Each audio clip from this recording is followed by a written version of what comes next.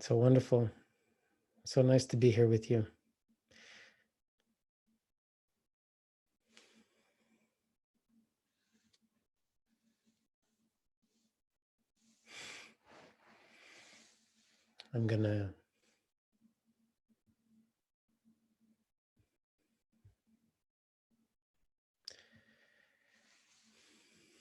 I'm still figuring out how to not be distracted by all of the chat coming in. I think I'll just close it and then I'll talk to you.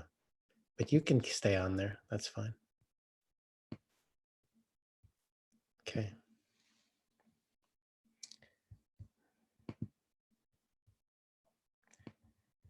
And again, we're going to do the Q&A in the Q&A section, which is a little section at the bottom of your screen. So when it is time for questions, I'll take the questions from there.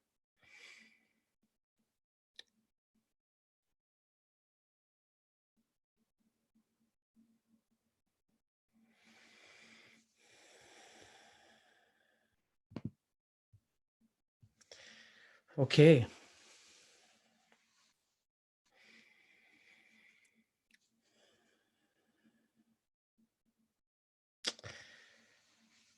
So tonight I want to speak a little bit about a familiar topic. It's a familiar topic in the Dharma context in terms of teachings. And I think it probably we have a different relationship to it right now in terms of our direct experience. And it's been a sub-theme in so many of the questions that have come in. And even last week when we were live here. So the topic is practicing with impermanence. I want to talk a little bit about the meditative perspective on practicing with impermanence, and then also talk about the particular conditions of right now and practicing this way. So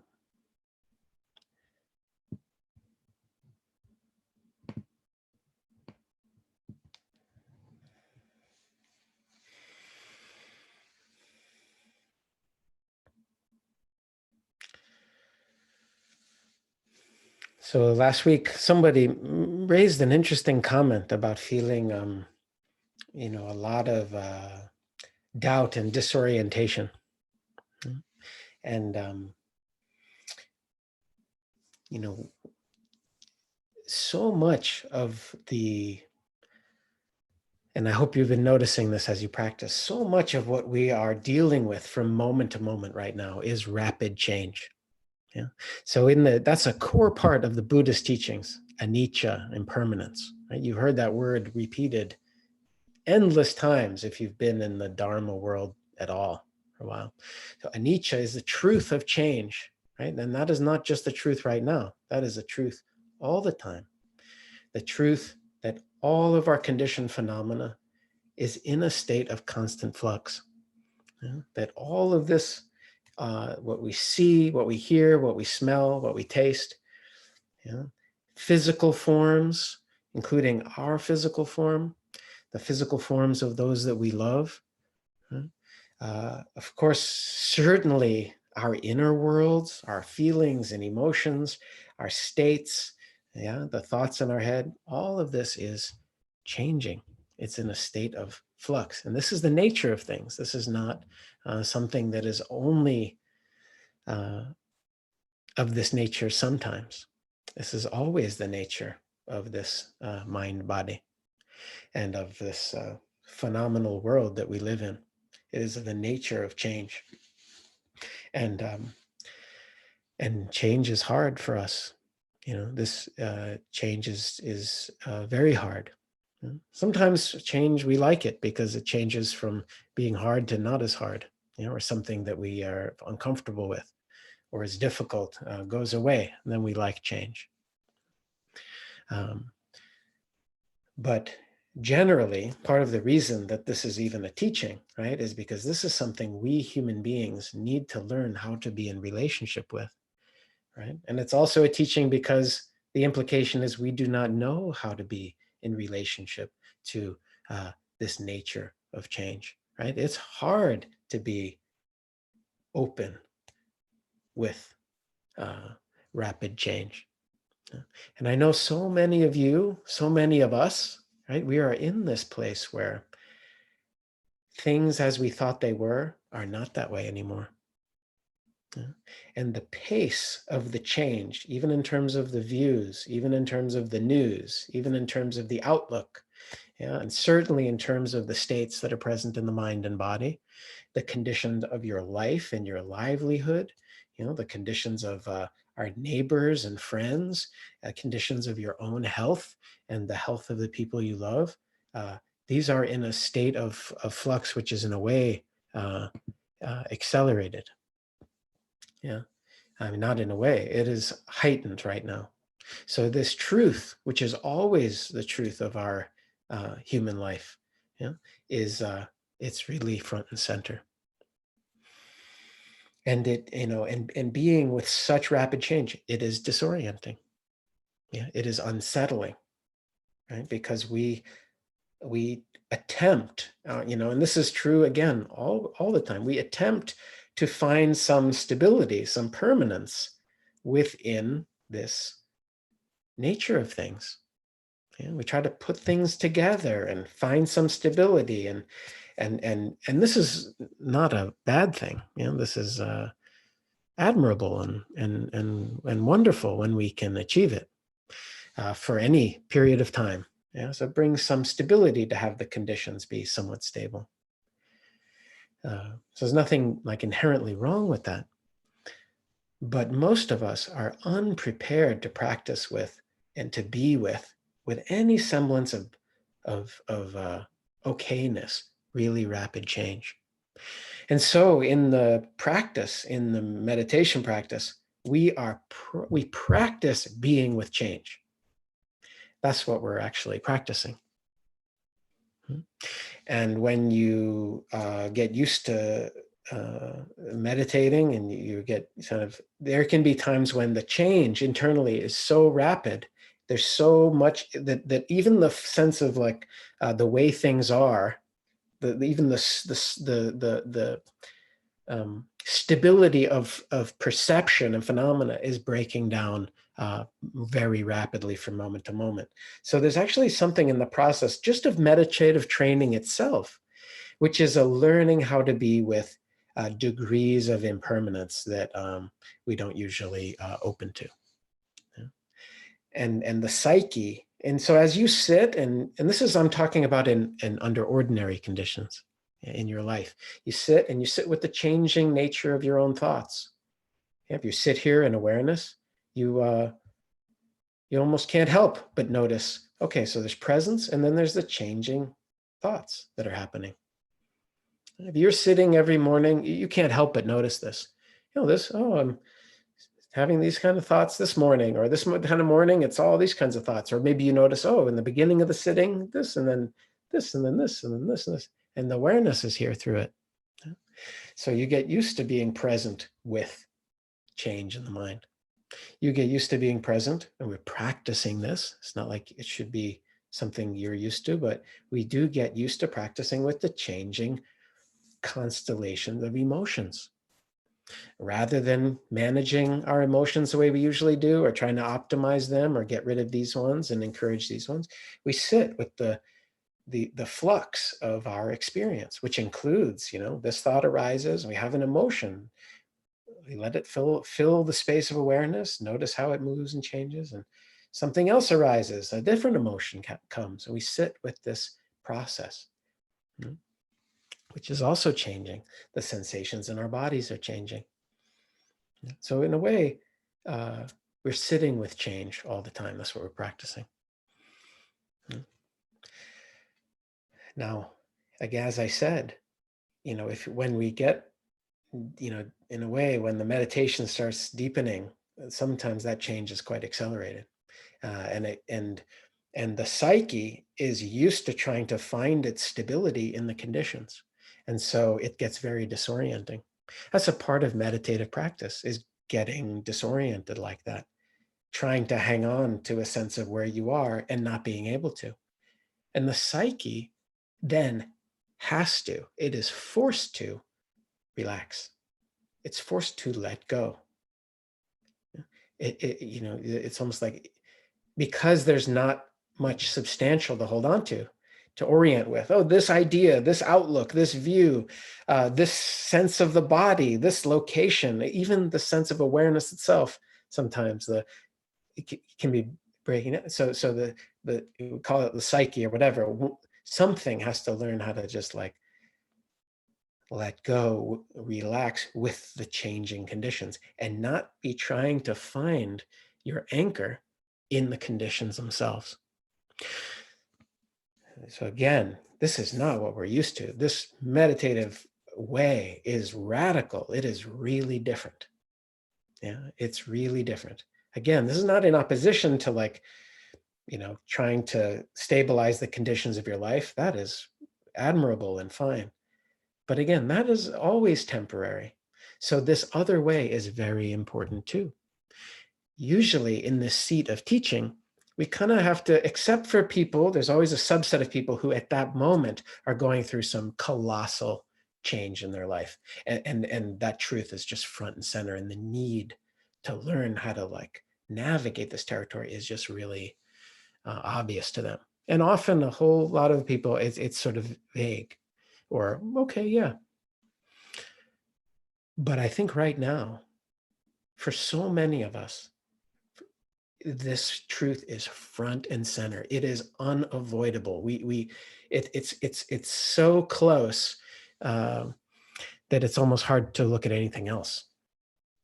And I think this is something, because of that, it's like we need to meet this with our Dharma practice.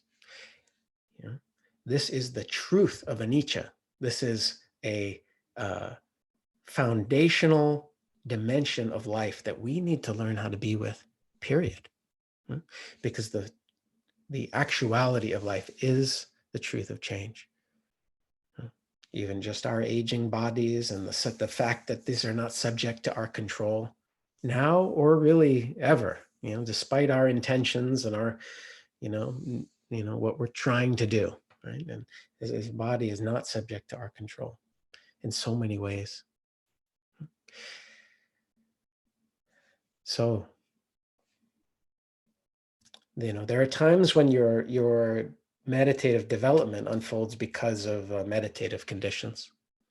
And there are times when your meditative development, your personal development, let's just call it personal in this way, it happens because of the life conditions. And I will say, I think practicing with the life conditions is much more amplified. It activates energies at a different level. Although both are very intense, but this is really a strong moment for this.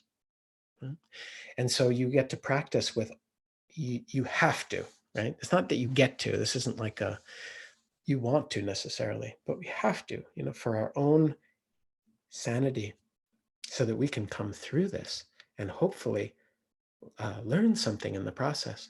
We have to practice being here with the waves of change and to notice the mind's attempt to grasp onto a view, an outlook, a condition, and to just feel the grasping. That's a natural impulse. Let me hold on to something. I'm going to hold on to this piece of news I got.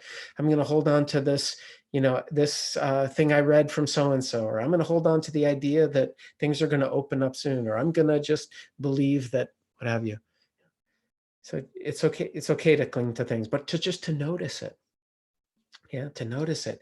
And so that we can understand that our practice is not to find the condition that's going to you're going to be able to hang on to and find your stability in. There is no ultimate stability in the world of phenomenal conditions.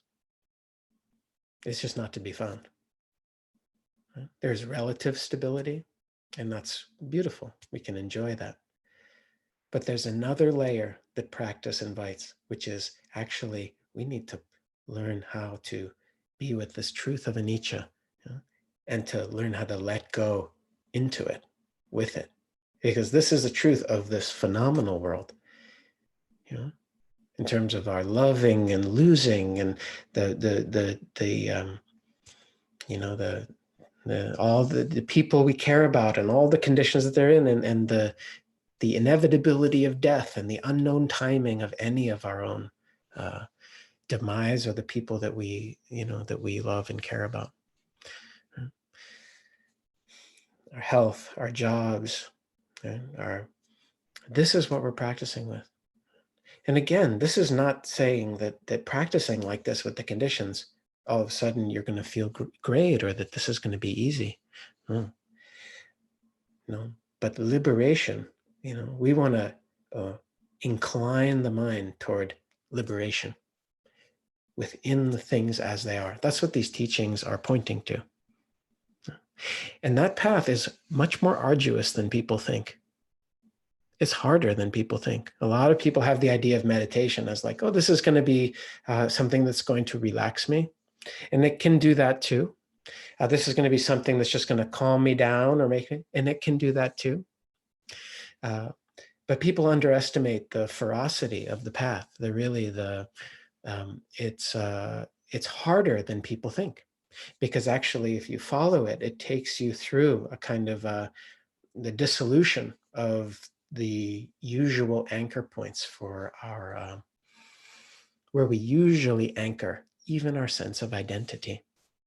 And we usually anchor our sense of identity in a story, in a structure, in a role, right? In a set of conditions. And even that is very unstable. It's actually fairly unstable all the time. We just don't usually notice it as much. Yeah?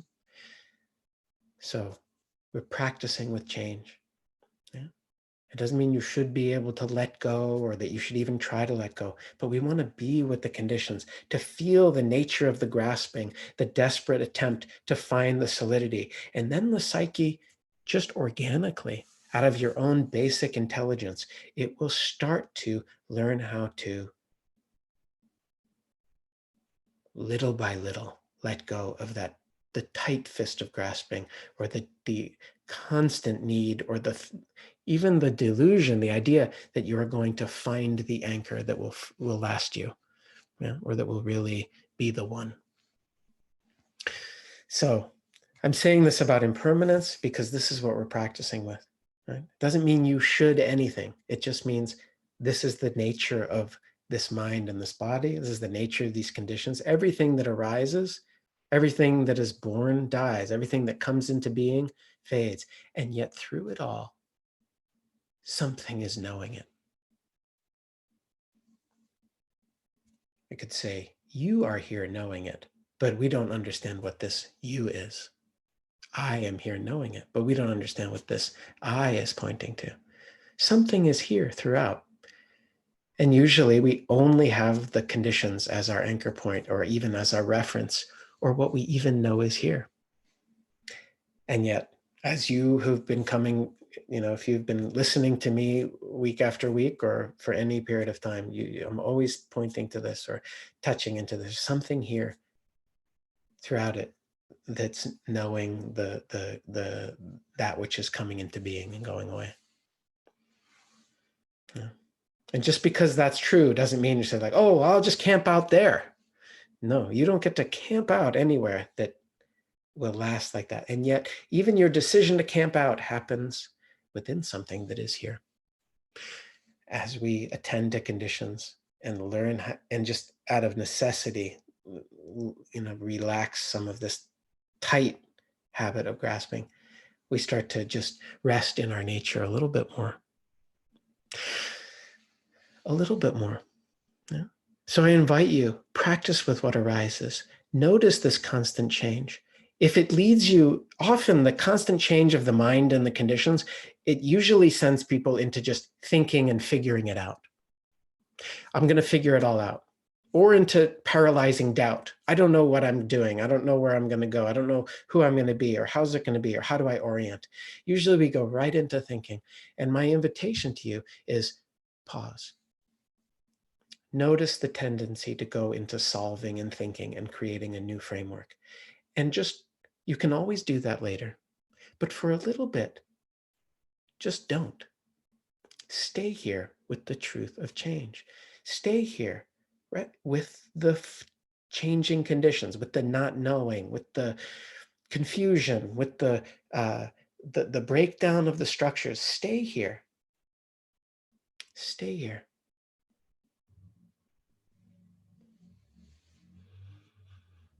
And see if you don't smell or feel the flavor of your own beingness. It's not something you smell, that's maybe confusing, but just there's the flavor of your own beingness, which is here. Sometimes I say awareness, sometimes I say presence, sometimes I say beingness. You could say consciousness, the way some people use that term, although that's not in the early Buddhist sense of sense consciousness. But beingness, your own beingness is here throughout these changing conditions. And we are used to anchoring our identity, our sense of self and who I am in a structure, in a role, in a story, in a narrative about who I am and where I'm going. And a huge aspect of liberation comes in learning how to not only have that as our reference and as our security. So now I want to say one last thing about letting go, and then we can move into some dialogue. So my godfather, Larry, who's a wonderful meditation teacher, Larry Rosenberg, the Cambridge Insight Meditation Society. He's in his mid-80s and been practicing forever. But you remember him telling me the story, which I think he tells publicly, so I don't think it's anything. I know he does, so I'm not betraying any confidence. But remember him telling a story about his mom, and when his mom was dying, and so he's a meditator, and his mom was not, Jewish immigrant from Brooklyn, but from Eastern Europe, and as she was dying, of course, he's steeped in the Dharma and meditation and all these teachings. So as she's dying, he's holding her hand and he's saying to her, "Mom, it's okay. It's okay to let go. You can just let go. You don't need to," because he could feel her kind of, holding on. And he said, as he said this to her about letting go, he's kind of like giving her some teachings. He said, as he talked about letting go, he could feel her hand just grabbing tighter and tighter onto his hand. It's just like holding on. It's like he's talking about letting go. She's holding tighter and tighter. And then he realized his mistake. Yeah. And so he started to say, "We love you. We're here with you. We care about you." And he could feel her hand just really softening, relaxing. So we have to use this language in the teaching about letting go. But so much of what helps us let go is just a caring attitude with our experience as well. A kindness, not a forced letting go. It's actually a kindness in relationship to what's appearing. Yeah. So, and even to our own clinging and grasping, a kind of like heart, kind of a heart attitude toward this human experience. That's so important as we practice like this, especially as we practice with such tremendous vulnerability and with fear that touches us so close and is about real things. Yeah, with our own grief or sadness or kind of despair at times, or even our just rejecting of the way things are, we must hold this with kindness. Again, that's not a substitute for awareness, but it's to infuse our awareness. Okay. So I think that's okay for just an orienting. We're all practicing with this together. It's easy. I know sometimes when I sit here and talk, I know it's easy to talk about. It's easy to talk about, but practicing is a whole other thing. Yeah. And so I think that's very important to acknowledge. So I hope you can hear both the flavor of the awareness with change and the softness and the care and the love and how important that is too. Okay, so in a moment, I'm going to turn to the Q&A section. So if you have questions, please feel free to write them in there. And there are about 175 of us, at least on the Zoom, and we are streaming it to YouTube just to make the recording process easier. So there might be some people looking in on YouTube, and if you are, welcome. Okay. So again, the Q&A is at the bottom. Section is at the bottom of your in that little bar at the bottom, and I invite you, as we dialogue this way, to really take in the questions as if find your own experience in them.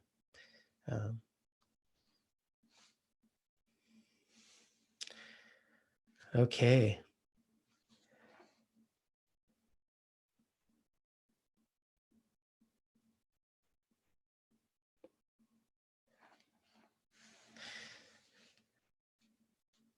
So Madden, would you be open to asking your question verbally? And would you be, Polga, would you be able to unmute Madden W? Yeah, I think I'm here. Yeah. Hi. Hi. Thank you. Yeah, so my question's a bit off the topic from tonight's talk. If it's a topic of your experience, then it's not off topic. Okay, great. So I was wondering about the base you've been talking about recently. Base. What did I mean by base? Could you remind me? Like coming back to your base in. Oh, like I was talking about the breathing as like a home base. Yeah, as a home your base. Attention. Yeah. Yeah. And I was wondering if maybe it would also be like, I guess, okay to say that our base could also be to create a moment for now, and more of like a base in our minds to come back to be in the present. And I was wondering if that base could be like a place that we go to in the present, or if it's more of a pleasant memory or that we can refer to, and if it is a flexible practice and something to be played around with, or is it more centered to the breathing? It's an inflexible practice. That's, that sounds wrong somehow. It's an inflexible practice. No. I think maybe I would make a little distinction.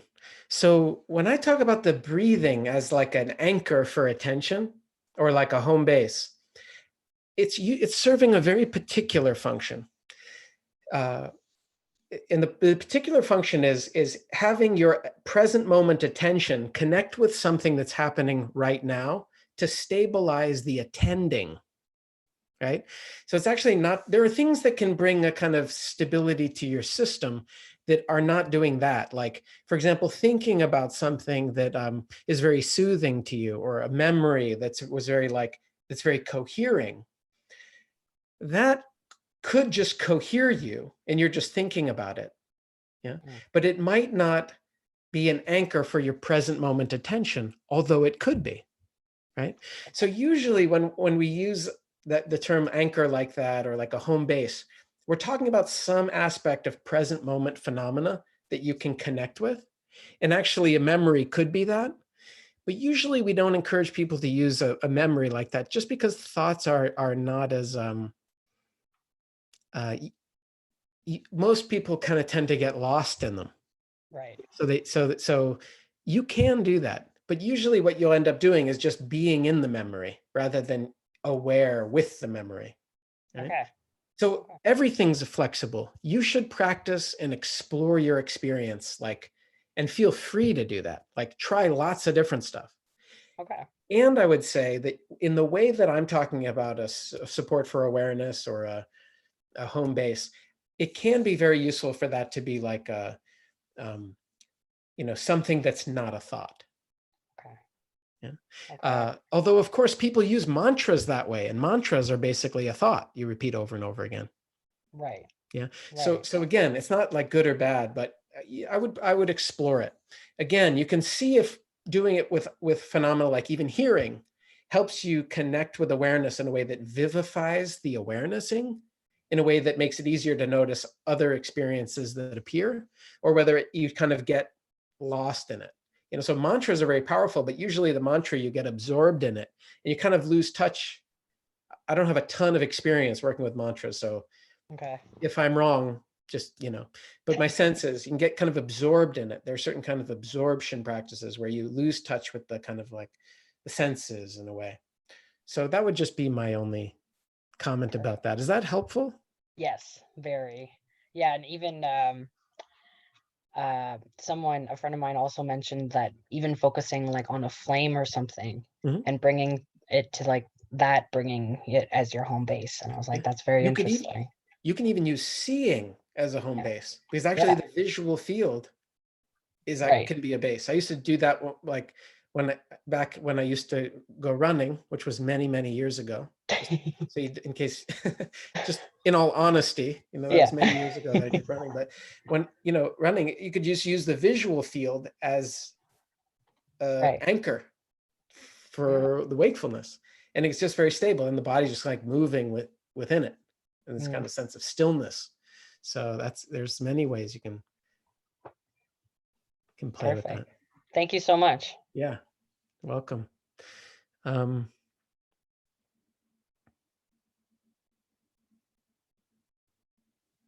so there's a question about disassociation episodes with higher frequency and longer duration in the past few weeks with self-isolation. Any suggestions that I can do to keep it from happening less, and or how to respond to it? Thank you. Um, I'm uh, I'm I'm happy to have you ask this live, or I can just respond to it, depending on. Maybe I'll just say a few things about this, but so we all have to experiment with our own experience, and actually, let me have you ask this live, because maybe we can dialogue a little bit if you want to. Pulkit, could you? Hi. Well, Hi. hi. Is this Athena? Yes. Hi. I thought, oh, my Korean name popped up. Okay. Athena here. Yeah. So is there any? Sorry, we can all see the question, but is there another like anything about the flavor of it? Maybe just in not in a kind of not too long Okay. description, but just of the you're saying that the dissociation is more frequent? Yes, because in February I got discharged from, I was on the mental health and care program Mm-hmm. about year and 8 months. Mm-hmm. And then I was told that I'm doing so much better than, So at that time, I have not had, flashbacks for over a Mhm. year, and seems to, manage things like within my capacity. And then the whole like pandemic, happened, and I think because of the part of having a complex PTSD, it's like more of like a chronic preconditioning, like a Yeah. mental health challenges. Mm-hmm.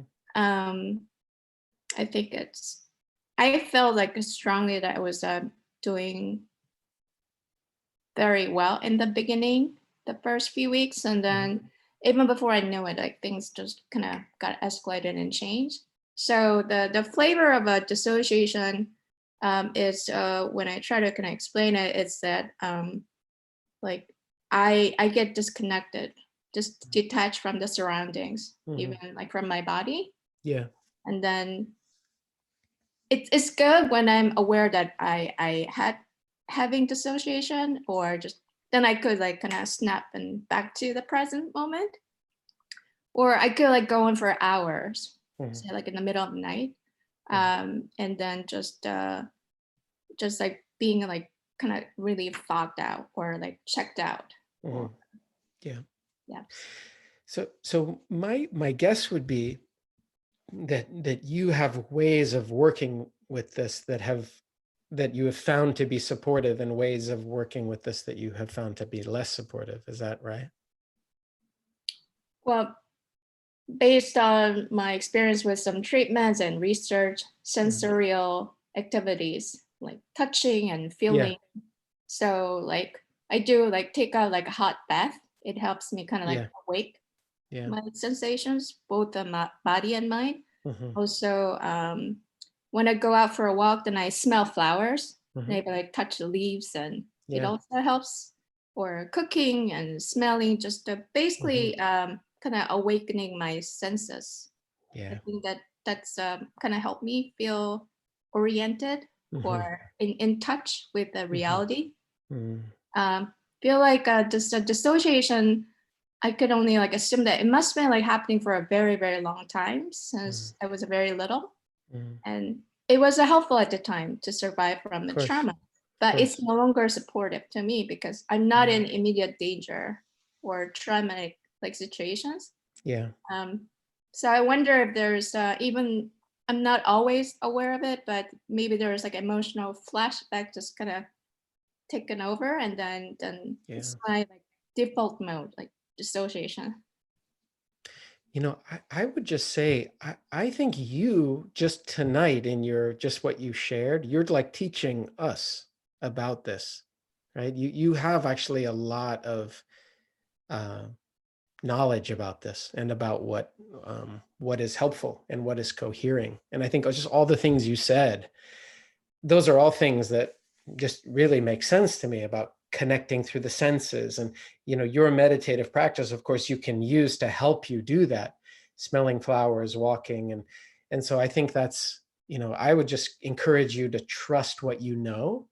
And I could imagine that, like, you said in the middle of the night or something, it's almost like, I imagine in the dark or something, it's like harder to find those sensory landing points, right? Yeah. And so that may just be something that you have to find some way to work with, or like, well, what are ways of finding sensory landing points that are anchoring, or that kind of help you to orient in that way. And I think in terms of like when, how to know when it's coming on, because it can last a long time, or when you become aware of it, I would just, I don't have anything specific, but I think that I would just trust your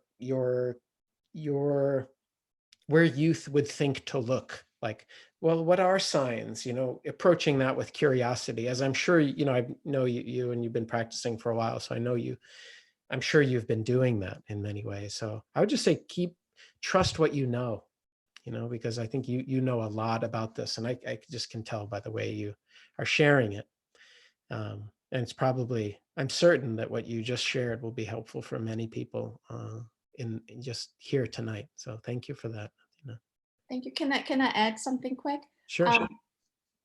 I've been like staying up like for over 30 hours at a time. Then I will sleep for like 12 to 14 hours. And then it's been like repeated. So I have like concern. This is If probably I stayed up for 30 hours, I would disassociate. I mean, that's a long time, right? right. Yeah. The sleep cycle has been upside down. Uh-huh.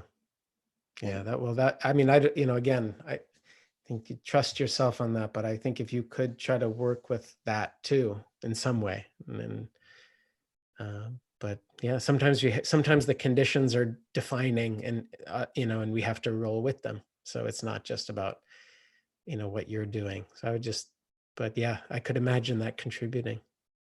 Yeah. Thank you. Well, thank you, Athena. It's nice to have you here and hear your voice too. Thank you, Will.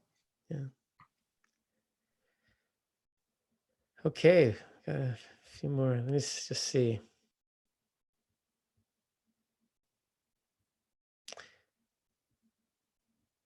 So Evelyn, do you want to ask your question live? Maybe Pulkit, could you unmute Evelyn?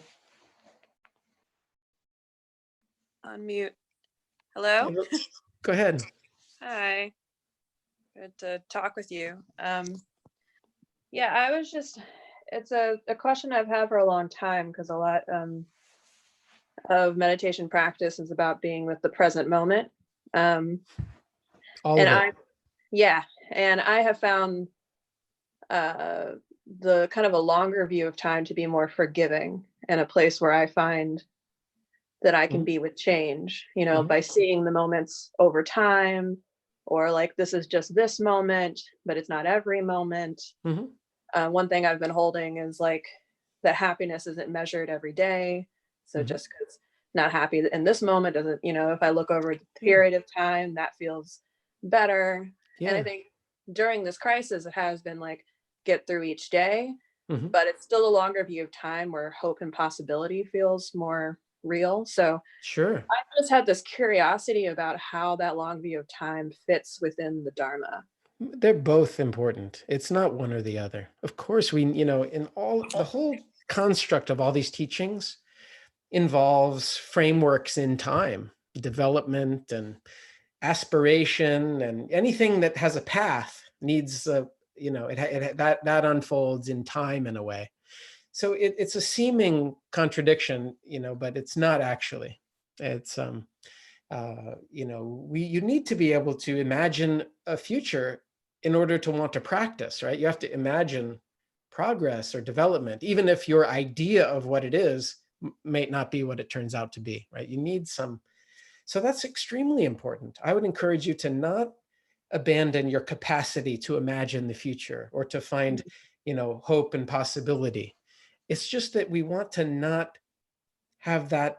We want to have the right relationship to that capacity, right? So that we're not living in kind of, you know, fantasy world or in a disconnected world that's really just our structures, our made up structures, you know, but that we're actually living here and now and actually being able to, you know, have a wise view of impermanence. Like, you know, one perfect example is this crisis will also have an end. And it's good to know that.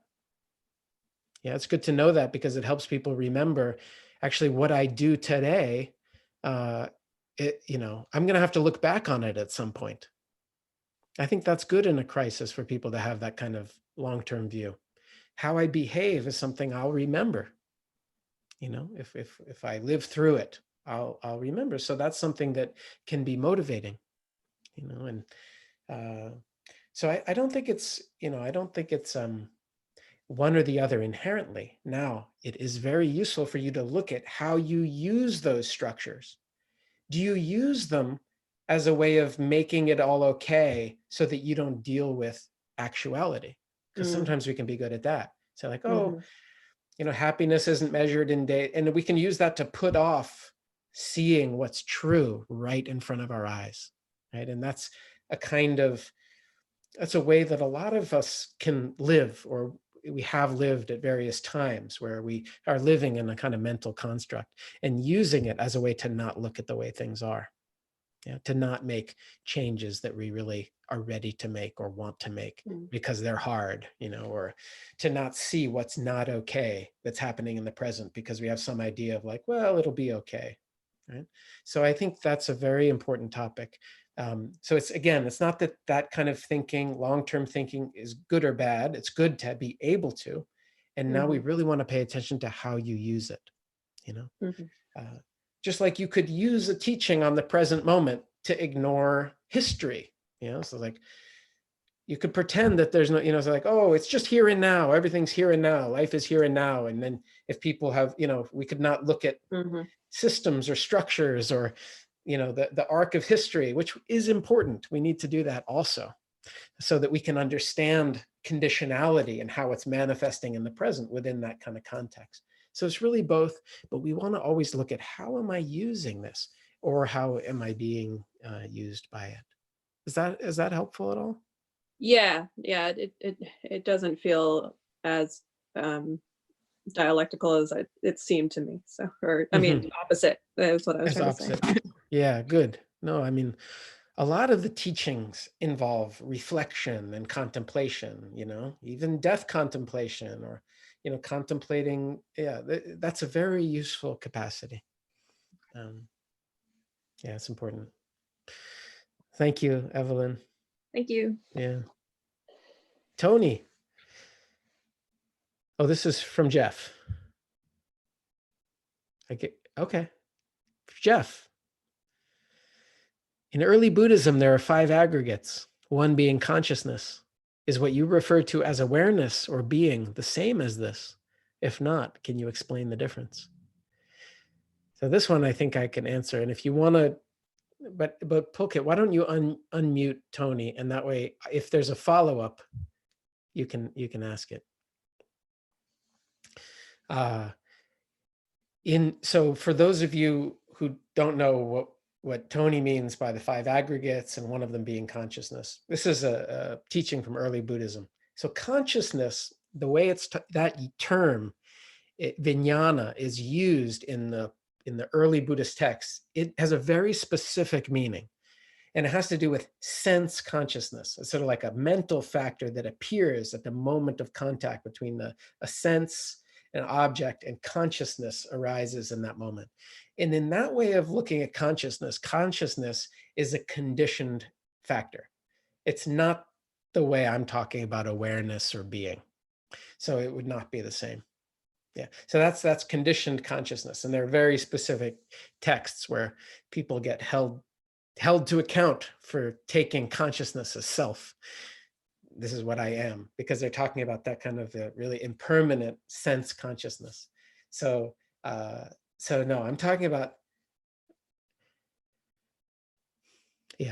something that, it's, in the early texts, the emphasis is on, they don't use a lot of language for certain kinds of things. It's a lot of, it's not this, not that language, and then there are certain things I do talk about, like the unconditioned element. They don't talk about that as awareness, right? But that's the language that's pointing at what I would say is similar. Yeah. So again, I use this term awareness as talking about something that's like primary. Yeah, that's not coming and going. That's not in the conditioned domain. It's not the same as sense consciousness, actually. Sense consciousness appears within it. So vijnana would appear within it. So this is a good nerdy Buddhist discussion we can have here. Any follow-up there, Tony or Jeff? This is actually Jeff on Tony's computer. Oh, hey, Jeff. Yes, hi. Hi. Yeah, I think that mostly answers my question. I think there's a lot of confusion on it. I was recently on a retreat where this whole discussion came up, and also about, the base of boundless consciousness. And so, Oh, like as a jhana, like a jhana? Or just the experience of boundless consciousness, which seems so close to the awareness. So I was just wondering how, I'm trying to reconcile in my mind how it fits in with what you're teaching. So yeah, it's hard to reconcile in the mind all these different things and all this different language, and and it's also weird talking to you looking at Tony's face. It's like this is a good teaching in like it's almost like a rebirth or something. Like now we're just take different incarnations and consciousness. But anyway, there's specific texts where they talk about how consciousness, even though they talk about in those, they use rebirth as a kind of a way of talking about things in those early texts, because that was part of their their worldview. Talk about how like there's no the consciousness is not like that. So anyway, what I'm pointing to is not something that comes and goes. That's a hint for it. The base of infinite space or the base of infinite consciousness as a jhana, as like a state of concentration, comes and goes. You can have an experience of boundless consciousness. You can have experience where it feels a boundless space. But what is allowing all experience to happen, even this experience? Yeah. What is that? Well, that's something you can't show me. That's something I can't show you, and yet it's here because this is appearing. So again, just watch your frameworks. You can even watch yourself search for a word. And this is beyond words. This is beyond words and concepts. Everything that has a beginning has an end, including all states, meditative states. And so I'm just coming, and I realize when you practice with different traditions, it takes a while to understand what are they talking about and how does this relate to that? And I spent many years with different teachers saying things very differently and being confused and trying to work it out myself. And so, but I'm pointing to something that's very immediate and it's right here. It's not a thing. It's not like, even though sense of witnessing is not it, it's allowing that to happen too. So maybe I made it more confusing, but no, actually, I think that clarifies a lot. So thank you. Oh, good. Yeah. Awesome. Yeah. Great.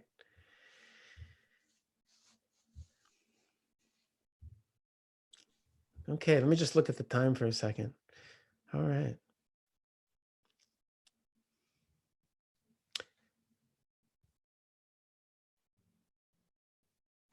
Michelle Polka, do you want to unmute Michelle? We have time for a couple more, I think.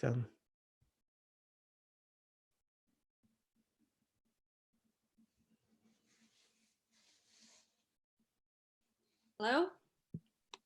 Hi. Hi, Will. Hey.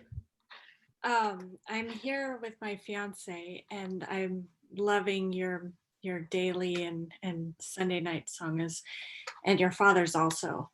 Oh, good. Yeah, I'm finding them really supportive and powerful. And yeah, he's okay. You're both awesome. And I love them, but my fiance is just not into them at all. Mm-hmm. And so I'm just wondering, like, I don't want there to be conflict between us about it. And I'm wondering if you have any like suggestions, or, like, we're confined in a very small space. And so we're together all the time, and, I feel some guilt, or, that I want to listen to more or meditate more. Yeah. But I also like, he's not into it. So sometimes it becomes a little bit of a conflict between us. Yeah. Well, if we took this out of the realm of meditation and we just said, like, you're living in a small space with your fiance and you like different things, some different things. You probably like some things together, right? There's some things you share and some things you don't share. And so if we just took it out of the meditation realm for a moment, we could just probably say, like, this is about how you navigate things that you don't share. Exactly. It's a perfect, simple way of saying it. Thanks. Yeah. And I think that every couple probably has to negotiate that. And I just think it's good to be, I think the thing that can be, the one thing that can be, the reason I framed it like that is because I think the thing that can be dangerous is when it's sort of like, I like this other thing, but you should like it. Yeah, you know me well enough, I think. Well, it's not just you. It's like, I have a way of making it even more unappealing to, probably for him. Well, it's just good to watch out for it because, all of us who've been really into this stuff have gone through that. It's like you find something so valuable, you think it'd be valuable to the people you love, and you're like, you kind of want them to do it. So if you think about it not as something, if you think about it something like you're into whatever and he's into whatever else, and so you have to figure out, like, okay, are you going to do this while he does that? I think then it just simplifies it. And then it helps you see if there's some layer of you being like, you're less evolved because you don't want resonate with this. Or that's basically what he hates. He's getting that from me. I get, of course he hates that. That's yeah, that's good. That's good to see. Yeah. And I empathize with your thing because it's like you found something so valuable and you want to share it with him. And Yeah. Okay. I had a friend when I was in my 20s and I was like, this is the thing, and I was just telling him how much he needed to meditate. And he was a poet and he would write poetry. He said, at one point he said to me, he's like, I'm not trying to get you to write poetry. And I got the point. Yeah. Thank you. Okay. Perfect. Nice to see you. Thanks. Nice to see you. All right. Oh, Patricia from Tasmania, you wrote one, and I'm going to just read it because it sounds like you don't have audio. That's okay. I'll read it. The idea of realizing that things happen without us doing anything and not being non-attached to what's happening, how does that carry over in everyday life when we obviously need to engage, act, make decisions, help others, etc.? How do we hold this idea of not being attached and not trying so hard to control as we go about our everyday life and have to greet the calls to action we must answer? Another dimension of this is, how do we act with skillfulness but not fall into the tendency to be passive when doing that? Say there's a situation of harm or someone's violating another's boundaries, for example, and action is called for. We must act and influence those kinds of situations, obviously. I completely agree. What kind of attitude can we adopt to act in those situations but still not be grasping? Okay. So just reading back over one part of it because I wanted to go back to this.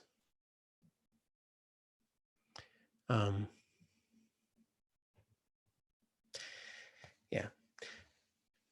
So being attached is, in the way we talk about when we talk about grasping, is different than caring, and it's different than clear seeing, right? So being attached in that way, or grasping, is like, I'm attached to the way I think it's supposed to be, and it has a kind of flavor of tension, right? That's not actually effective or helpful at all in taking action. It's really different than clarity and caring. Clarity and caring, you see something, it's not okay, you act immediately. We wouldn't call that attachment. We'd call that wisdom, functioning. Yeah. Now, that's just smooth activity. If you just thought about it in a territory completely removed from something lofty like meditation, maybe that's a theme carrying over from our last, the last question. Like, think about a basketball game.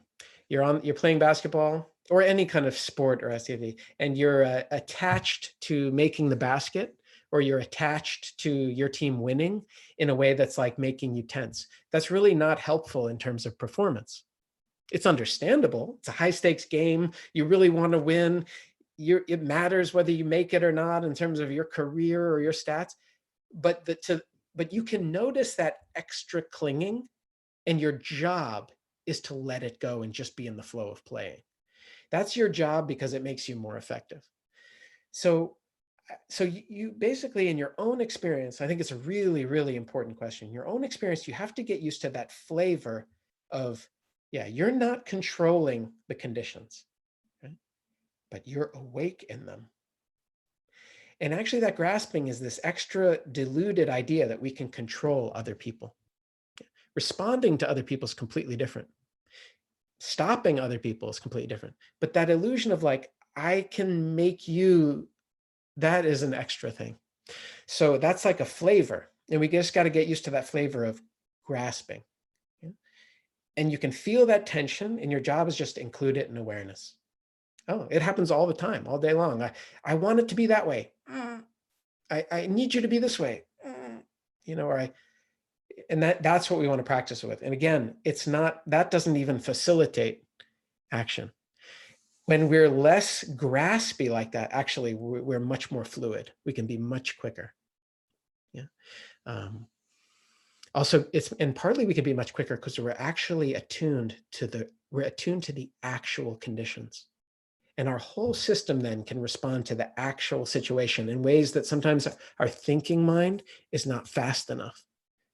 Right? That's true with athletics, but that's true in like really difficult interpersonal situations, it's true in dangerous situations where that response has to be like all levels for it to be like wiser.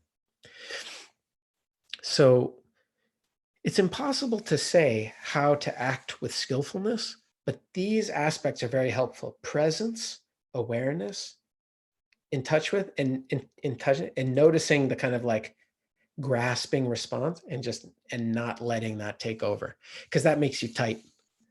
Yeah, and when you're tight, you're less, there's just less capacity. So I think that's, again, I think it's true in things that are not related to meditation, but it's certainly true in the meditative domain. A lot of people have this question about action. They think, oh, if I allow myself to realize how much is happening by itself, then I won't act. But acting is something that arises. Yeah, that impulse, that knowing when something's wrong, that's something that arises. You don't even decide to have that. But a lot of the time, we're blocking it with our story. We're covering it over with our attachment to the way it's supposed to be or the way it was. So that impulse of like, this needs to be stopped. This is not okay. I've got a bad feeling. Sometimes that it's overridden by the story layer.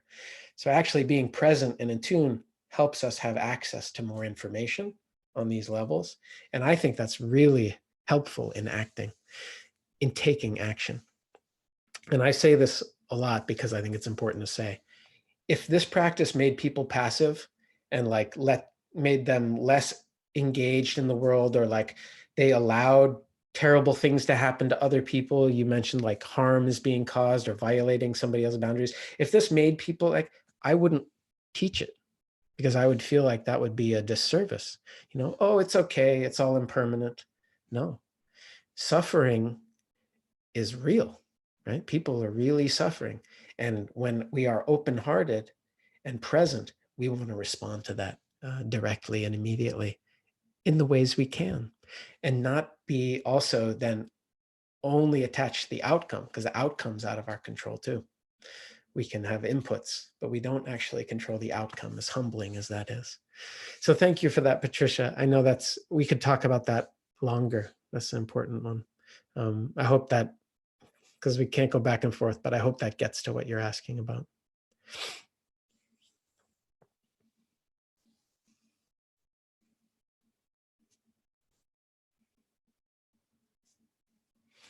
So there are many other great questions, but I think this is a good place to stop, because we just have a few minutes, and I want to have I just want to have a time for us to land and dedicate the merit. So again, I want to thank all of you for your practice, for your inquiry, and also thank you for your support. If you want to donate on the website to support me in doing this. For this week, we're not forwarding the donations. And again, I'm playing catch up a little bit on the expenses of the the studio and things like that. We've paying all of the rent for since we've been online. So I appreciate your support in that form, and my hope is that next week we can move forward and donate all of the proceeds again to another organization to support all the people right now in our own community who are struggling, who don't have a secure housing, or don't have enough food, don't have the safety and basic needs to make it through this time. So let's sit, and we'll just take a few minutes, and we'll dedicate the merit. So may each one of us, and in our own way, continue to look deeply into the nature of things, into the nature of our own experience, and into the nature of our own minds, our own heart. And may we be willing to see things as they are.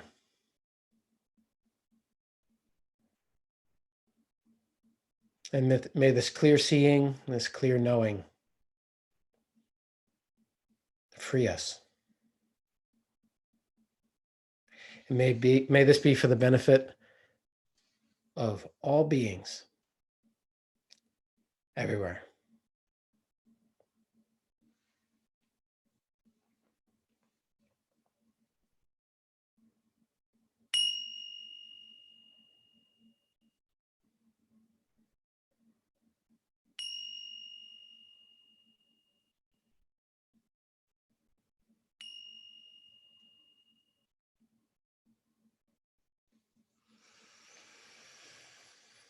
Thank you all. Thank you all for practicing and for being here. And wish you well. Have a good week. And some of you I'll be sitting with in the morning. Take care.